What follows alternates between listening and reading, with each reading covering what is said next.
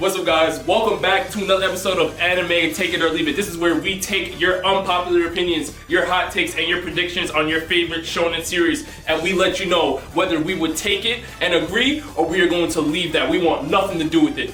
So today, we're talking about Naruto.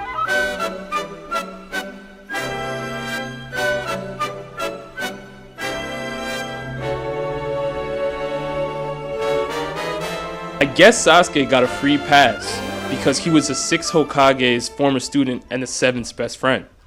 But there's no reason why Kabuto and Orochimaru shouldn't have been punished for the war. Take it or leave it. I agree with this. I'll take this. I'm gonna take this. There's really no reason why Orochimaru and Kabuto should just be hanging out in Boruto, chilling, eating burgers, having a good old time after they, the two of them are responsible for countless Leaf Shinobi deaths from the war arc and even before that. So there's no reason why just because, they helped, that all of that should be forgiven. Nah, I'm going to take this. I disagree. I'm going to leave this. I think that Naruto realized Orochimaru's true value. Orochimaru is not a shinobi to be slept on. We gotta remember, when you're talking about Orochimaru, he is one of the best scientists within the series, without a doubt, if not the best scientist within the series. And his right-hand man was Kabuto. And this is a Kabuto that was giving Sasuke and Itachi some trouble. So we know that they have studied thousands of different jutsus, and when you're looking at their catalog and what they bring to the table, definitely going to leave this. I think that they're too useful to be punishing them. I mean, useful? Maybe Orochimaru, maybe. But, speaking of Kabuto specifically, him bringing back Madara and all of them with his reanimation jutsu was responsible for the death of Garo's whole, platoon squad of, thousands, hundreds of thousands of shinobi in that war arc. There's no reason. He's not even doing anything in Boruto, all right? Orochimaru, okay, all right, he's doing something. Mm-hmm. Kabuto's barely doing anything. He should be in jail or under guard or something. Nah. Maybe we can split on that. Yeah, we can split on that. All right, I'll give you that. The Orochimaru at least, but Kabuto, I guess you got a good point there. Naruto Shippuden sucks. The fights were great, but that's it. Take it or leave it. I'm going to leave this. Naruto Shippuden is a series where, yes, the fights were great, but that's not all there was to the show. I think that, them expanding on Naruto and Sasuke's, friendship and showing how powerful that was in the series was also a very good thing. Seeing all of the shinobi from, the olden days that we didn't really get to see until they were reanimated was awesome. It did have a couple of down moments, I'm not gonna lie. But to say that the series sucks overall, I can't agree with that when I've seen shows that are way worse. I mean, I'm gonna leave this as well. Yes, the fights were great, but I think this person's forgetting that the fights signified the character development that these characters had. When you're talking about the Sasuke fight with Sakura, when you're talking about the Shikamaru fight, with the Katsuki, we're seeing a heavy-handed level of character development in these fights. Absolutely. And those character developments are pushing the story. Itachi is overrated. Take it or leave it.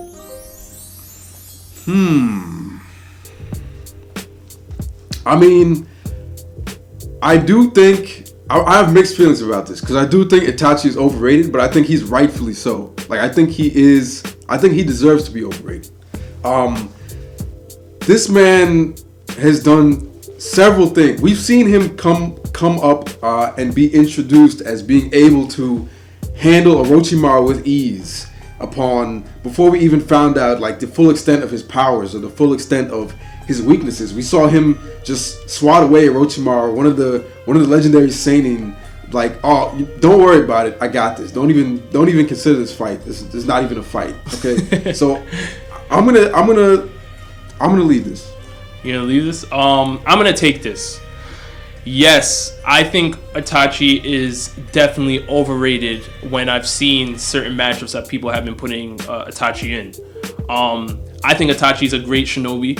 Obviously, he's in my top 10 within the series. But when I'm seeing things like, Itachi versus Ten Tails Madara, Itachi versus the Sage of Six Paths. I mean, that's blasphemous. Like, where are we going to stop and say, listen, I love Itachi, but enough is enough. Itachi can't see certain enemies. He can't see certain characters within the show. And we all know that. We love him, but we know that. And when I've seen that coming from, the Itachi fandom, I have to say he's definitely overrated. There's no reason he should be in those conversations. I mean, I see your point. I agree. But I think there's a distinction to be made between the Itachi in Naruto Shippuden and the fan base Itachi, okay? Because that's the one that you're talking about. that's washing the Sage of Six Paths and all of this craziness.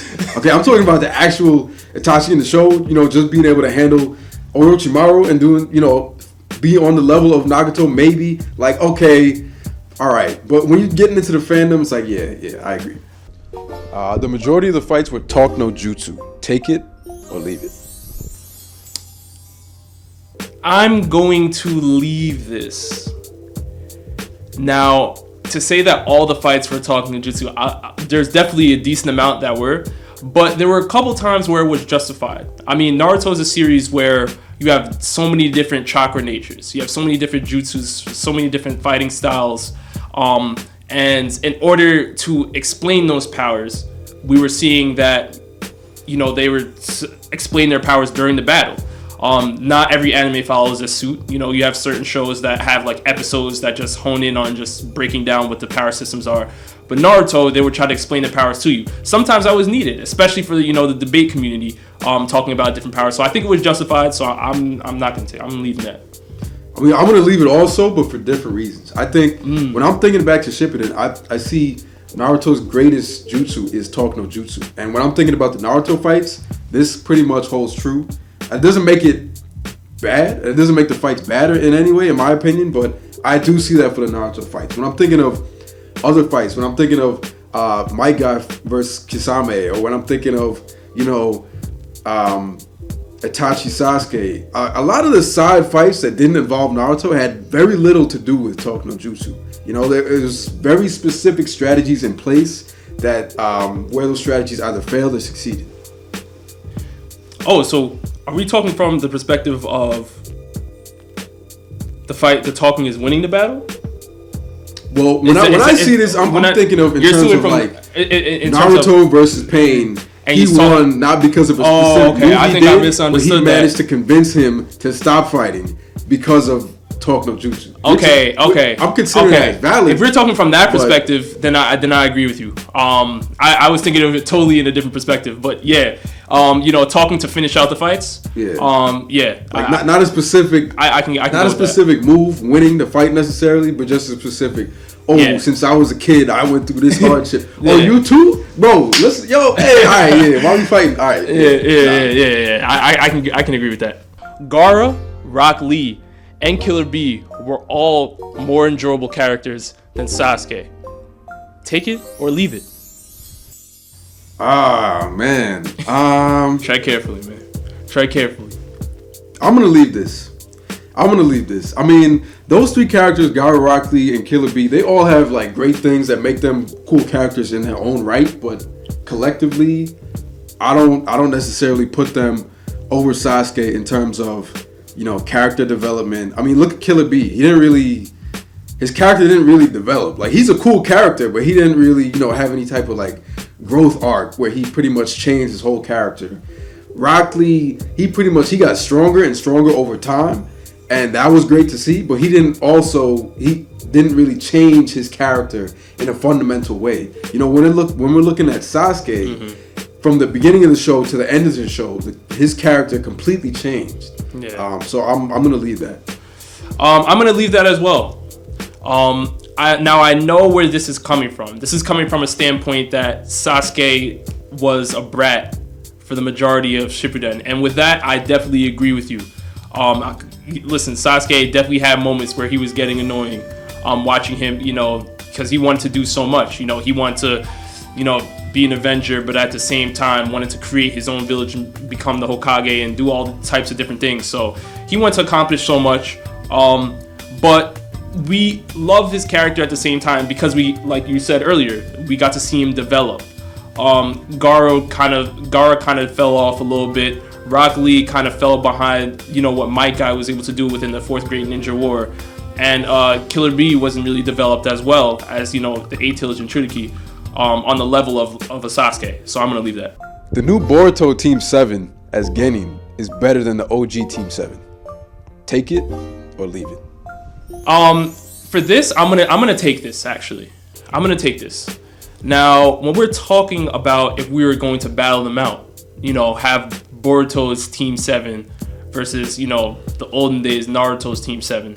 My only worry about the old Naruto Team 7 is how are they going to handle the Nine-Tails Beast.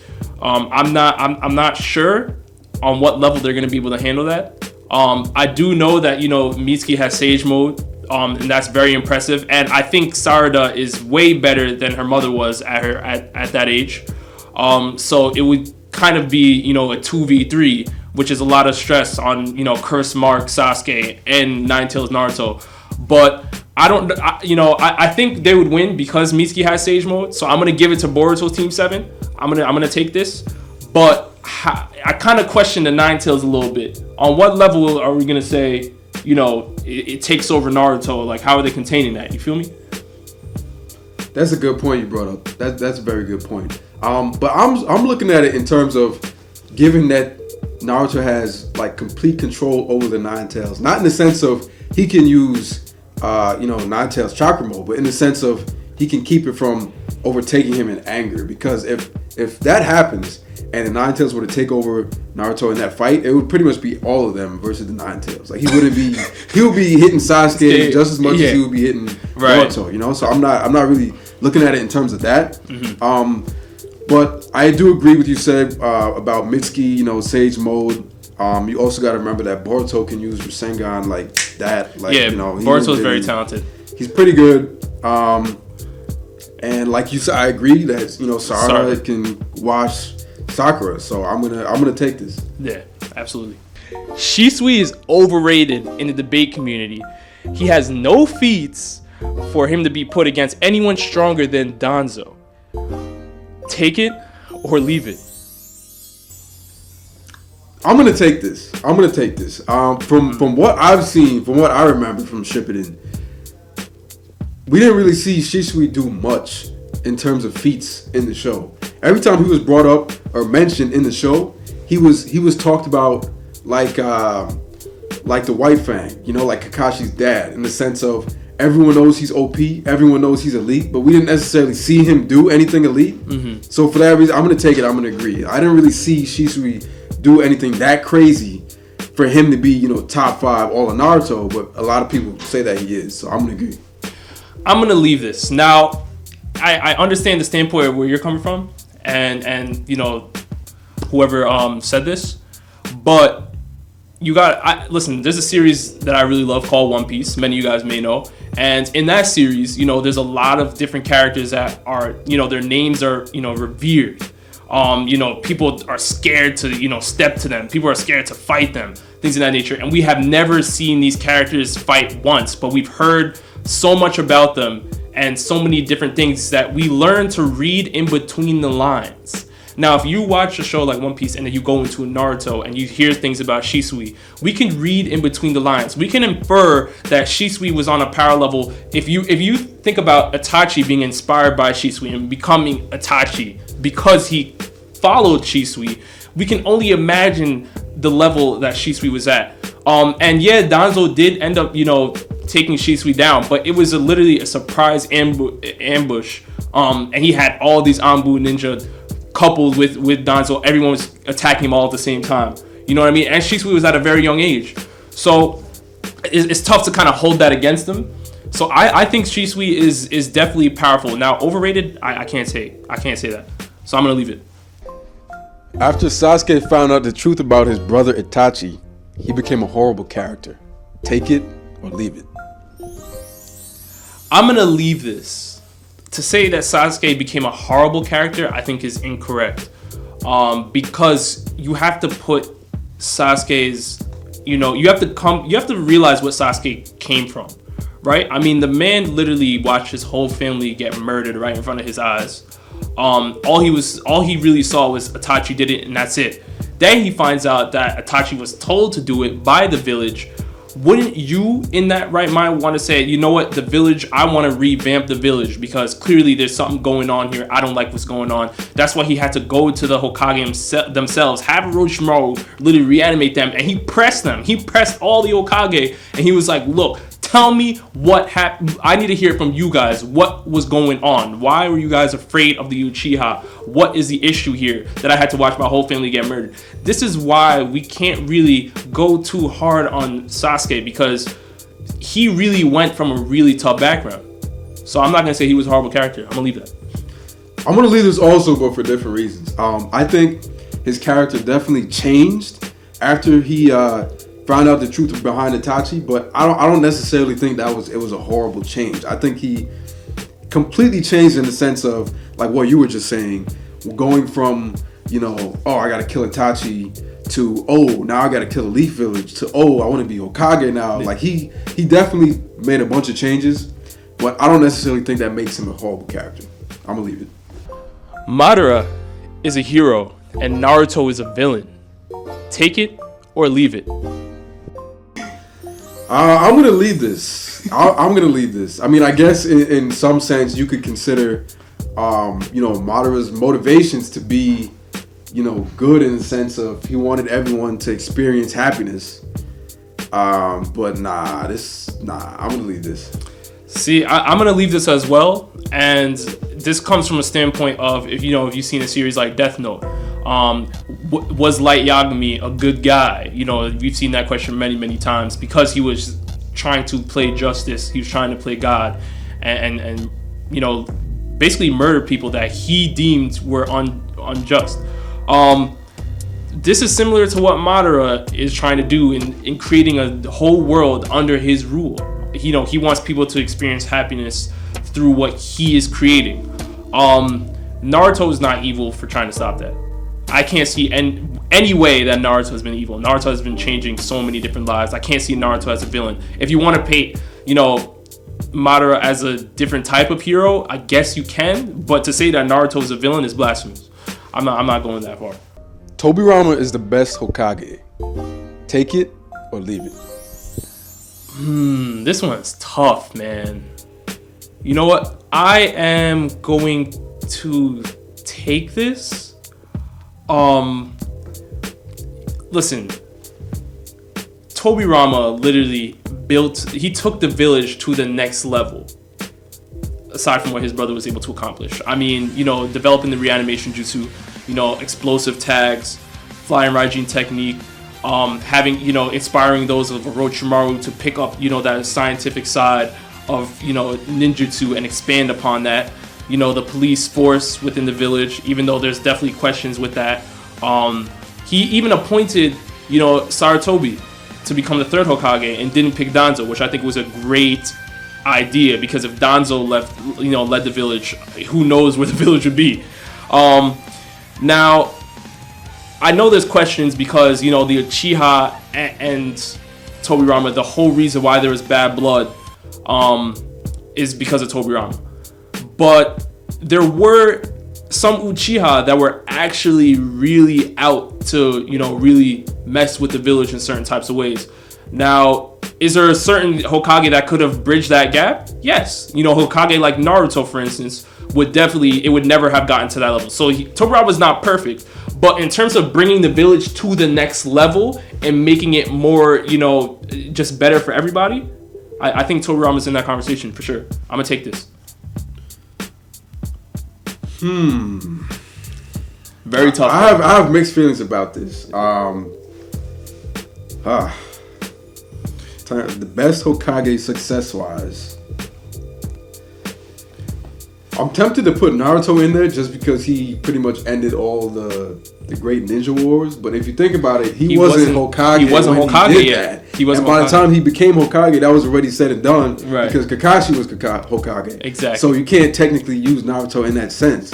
It would be under. And I can't pick Kakashi because he didn't do jack. You know, he didn't do nothing. All right. Naruto did all the work. Kakashi had to be the fill-in. All right. You can't pick Kakashi either. Can't pick Minato because his stuff was cut short by Obito, and you know that whole messed up plan. You know, he had like a 2-year reign. I mean, I guess I'll take it. Because Hashirama didn't get enough time. He created the Leaf Village with Madara, and then he died shortly afterwards. And then who else we got? Sarutobi Hiruzen. He didn't really do much because he had Danzo in the shadows, and he was trying to appease Danzo and not create a whole type of civil war situation within the Leaf Village. So they didn't really do much in terms of progress. He kind of just maintained the status quo. Right. So I guess I'll take this. Yeah, absolutely. Sakura is basically useless until she learns medical ninjutsu from Tsunade.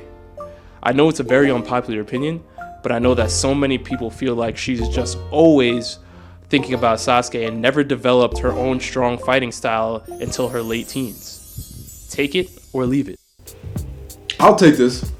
I mean, there's a lot of people that would argue that she's still useless after she learns medical ninjutsu, but I mean, you could leave that for another debate. I'm gonna take this because the whole first couple seasons of Naruto, she was basically, oh, Sasuke gonna like me if I do this? Is he gonna like me if I do that? She wasn't really focusing on, teamwork. Anytime there was any type of, trouble situation, Kakashi had to step in to save the three of them as Genin, as opposed to, Sakura stepping up to the plate to fill in the gap to make up for, Naruto working, Sasuke working, and then Sakura just and then Kakashi had to step in to fill in that plate. So I'm gonna take this. Yeah, completely agree. I'm gonna take this as well. Sakura, you can make a case, obviously, as you just stated earlier, was useless before she met Tsunade. Tsunade took Sakura to the next level. Tsunade is the reason why Sakura was able to, fight people like Sasori at particular moments in time within the series. Tsunade is the reason why Sakura was able to be in the 4th Great Ninja War, working alongside other shinobi within her class. This is all thanks to Tsunade, so I'm definitely going to say that Sakura is no longer useless after she met Tsunade. Boruto kills Kakashi. Leave it or leave it? I don't even know why this is here. I'm definitely leaving this. Listen, this is so disrespectful to Kakashi. This is so very disrespectful to Kakashi. Are you kidding me? Listen, you're talking about the same shinobi that literally got to the Hokage level because people were begging him. They're like, listen, we have nobody else. You're super elite. You're the last one. We need you as a Hokage fill-in because he was just that great. He was just that great within, fighting Obito. Can we drop Boruto against Obito in that situation and see what he could do? Let's not be. I'm leaving this. Let's drop Boruto against Pain and see how quick. Let's match the times and the times of how quick Pain can kill him. But yeah, I'm gonna leave this also. I don't think Boruto has enough fighting experience to handle any type of Jonin, let alone Kakashi. The Jonin of Jonin, basically. This man, you can argue that he has the most experience fighting out of any shinobi in the Leaf Village right now, because the only other ones that have more experience are dead. You can argue that. I don't think Boruto's gonna be able to make up for that experience. I'm gonna leave it. Yeah, definitely not. Nejis' death was unnecessary. Take it or leave it. I'm gonna take this. I think it was pretty ridiculous. I'm not that heated about it as much as you, because this is a heavy topic for you. Yes. I'll let you have your piece, but yes, I just think it was ridiculous that he was killed off by an area of effect attack. Like, he wasn't even a direct attack. He didn't even make any type of useful moves in that fight. It was just a blast in this direction X, and he just got caught in it. Nah, I'm gonna take this. I'm taking this, and this hurts because Nejis' death literally hurt my heart as a Naruto fan. I mean, if you're going to take a character like Neji out, you have to do it properly. Him getting killed by a stick, come on, like, Neji did not deserve that. He was not some no-name dude that, what I'm saying, he was literally, the heir for the Hyuga clan. He was supposed to bring that, expand the Byakugan even further. And we never got to see that, which is unfortunate. But I would like to see, if you want to take him out, at least, take him out while he's, fighting Madara 1v1 and gets bodied or something. Like, him dying to a stick is just crazy. And the fact that, you know, people are trying to defend this, saying, you know, Naruto and Hinata maybe wouldn't have been together if it weren't. Listen, Neji did not have to die for Naruto and Hinata to get together. I don't see where that connection is being made. Yeah, that really had nothing to do with it. So, yeah, I'm taking this. Okay. Obito stomps Itachi. Take it or leave it. I'm going to take this. Wow. Okay. I'm going to take this because of what Obito was able to accomplish within his series. I've seen Obito, you know, obtain the Rinnegan. First of all, I don't know how Itachi is going to deal with Rinnegan. I personally don't know. I've seen Obito, you know, fight against, you know, very elite opponents and change the whole dynamic of the show because of what he was able to do. You know, fighting against Minato. That's a good point. Against, I mean, listen, a good point. And Itachi's elite. Itachi's elite. Don't get me wrong. But if we put Itachi against, you know, opponents that Obito was fighting in his early age, would Itachi be able to accomplish everything that Obito was able to accomplish? I don't know if I could say that. And listen, Kamui is one of the most elite abilities within the show. How is, you know, Itachi going to handle, you know, Kamui? We know, you know, Itachi has elite genjutsu. Obito can counter that because, you know, he also has a Sharingan. He's also wielder of the Sharingan. He has the Rinnegan. So I think he would definitely do well against a series. Obito doesn't have a Susanoo. Huh? Obito doesn't have a Susanoo though. Does he need one? I mean, I think there are skills that both of them have that the other one doesn't have, and I think this is a much more closer fight than what you're making it out to be. But I'm not saying. Well, I guess because Prompt's saying he stomps. I do think Obito would win, but stomp, he wouldn't stomp. Think of all the abilities that Itachi Susanoo has. Yeah, the Yatamir, you know, the flex, like, everything, the Sword of Totsuka, seals. I agree with that. They both have some pretty tough abilities. But you can't sleep on the Kamui though.